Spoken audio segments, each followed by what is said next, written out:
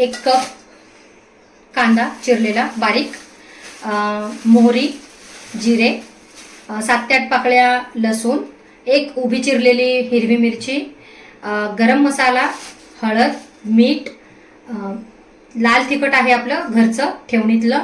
त्याच्यानंतर आपण आज हिरव्या मुगाच्या सालीची डाळ बनवतो, त्याच्यामुळे ती डाळ आपण आधीच थोडी धुवून तिला थोडं भिजत ठेवले, त्याच्यामुळे ती पटकन शिजते. त्याच्यानंतर 2 बारीक चिरलेले टोमॅटो, कोथिंबीर आणि कढीपत्ता, आणि आपण घेतला आहे 1 टेबलस्पून तेल आणि थोडंसं तूप.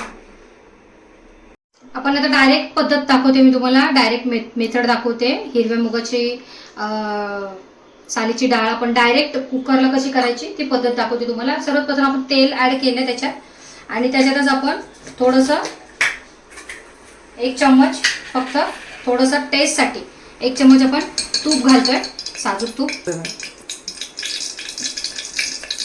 आपण तूप ऍड केलेलं आहे.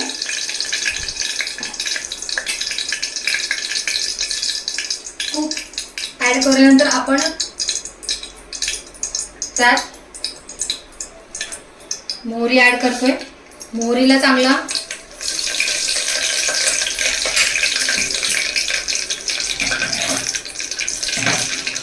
मोहरी तडतडली पाहिजे छान. त्याच्यानंतर आपण त्याच्यातच जिरे ऍड करतोय.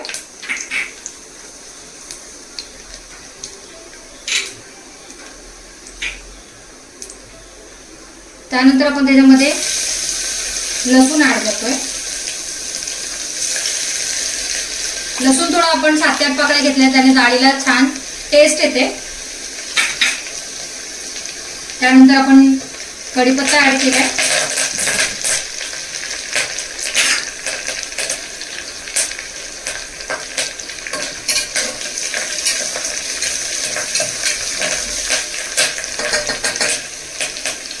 आता आपण हिरवी मिरची ऍड करतोय. आपण लाल तिखट पण घेतले, पण 1 हिरवी मिरची उभी टाकली चिरून त्यात, तर त्याचाही टेस्ट त्याची छान लागते. तुम्ही ही जी दाखवलेली पद्धत आहे त्या पद्धतीने त्या प्रकाराने डाळ ही करून बघा, आणि खूपच छान होते आणि खूपच स्वादिष्ट लागते ही डाळ. आणि आपला थोडासा लसूण लाल झालेला आहे, त्याच्यामध्ये आपण आता 1 बारीक चिरलेला कांदा ऍड करतोय.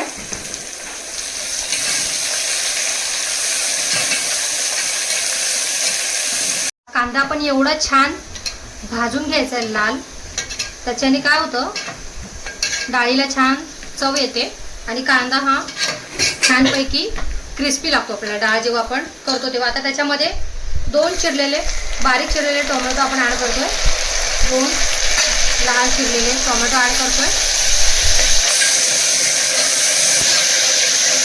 आपण कांदा टोमॅटो टाकल्यानंतरची माझी ती जी टिप्स आहे ती तुम्हाला मी जी सांगितली आहे की त्यात थोडं मीठ ऍड करायचं, तर आपण आता त्यात थोडंसं मीठ ऍड केलेलं आहे. त्याच्याने काय होतं आपलं हे जे कांदा आणि टोमॅटोचं मिक्सचर आहे ते लवकर नरम होतं आणि लवकर ते एकत्र लवकर होतं.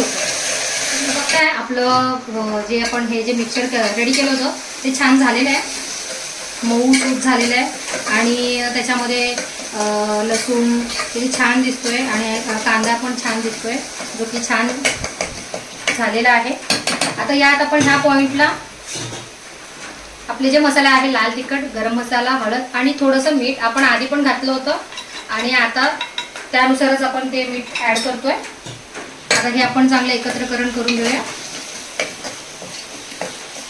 आता बघता तुम्ही लाल तिखट, गरम मसाला छानपैकी यालाही छान तेल सुटलेलं आहे आणि मिक्सर छान झालेलं आहे. तर ह्या पॉइंटला आपण त्याच्यामध्ये थोडी कोथिंबीर आता ऍड करतोय आणि थोडीही आपण नंतर ऍड करूया. तिला चांगलं मिक्स करून घ्यायचं, त्याने काय होतं एक कोथिंबीरचा फ्लेवर येतो आपल्या बॅटरला, छानपैकी सुगंध येतो तो. फक्त तुम्ही ते वाटण जे आहे दाल फ्राय आणि दाल तडका जसं आपण करतो त्या प्रकारचं झालेलं आहे. हे तुम्हाला मी डायरेक्ट मेथड दाखवलेली आहे, म्हणजे पटकन तुम्हाला ही डाळ सकाळी अगर तुम्हाला ऑफिसला जायचं आहे किंवा आपल्याला पटकन स्वयंपाक करायचा, घरी पाहुणे वगैरे येणार आहे, तर ही तुम्हाला मी डायरेक्ट मेथड दाखवली. डाळ तडका, डाळ फ्राय हे सेम तशीच तुम्हाला ती नंतर रेडी टू सर्व मिळेल. ह्या पॉईंट ऑफ व्ह्यूला आपण काय करायचं आहे, ह्या सिच्युएशनला आपण जी डाळ जी धुवून भिजत घातली होती ती छानपैकी भिजली आहे, तर आपण ती ॲड करूया.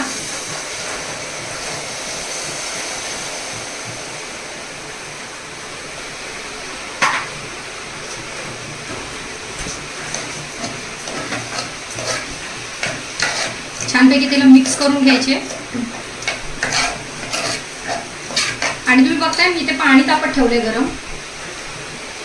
इथे पाणी तापत ठेवले गरम, कारण की आपण डायरेक्ट मेथड करतोय, तर गरम पाण्याचा वापर केल्यावरती डाळीला अजून छानपैकी टेस्ट येईल आणि डाळ अजून छान पटकन होईल. जी थोडीशी कोथिंबीर ठेवली होती बाजूला ती ॲड करतोय आता. आणि आता मी हे जे पाणी जे गरम केले तापवले ते आपण त्यात ॲड करूया. 2 ग्लास पाणी आहे हे. जसं तुम्हाला डाळीची थिकनेस हवी आहे, कन्सिस्टन्सी हवी आहे, पातळ, थिक, मिडियम, त्या हिशोबाने तुम्ही अकॉर्डिंग टू दिस तुम्ही ते पाणी ॲड करू शकता.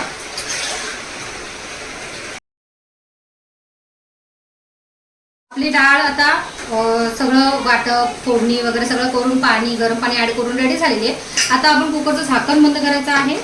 आणि हिरव्या मुगाची डाळीची साल आहे, हिरव्या सालीच्या मुगाची डाळ आहे, त्याच्यामुळे त्याचे आपण कुकरला 3 ते 4 शिट्ट्या काढून घेणार आहोत. तर आपण वाट बघूया.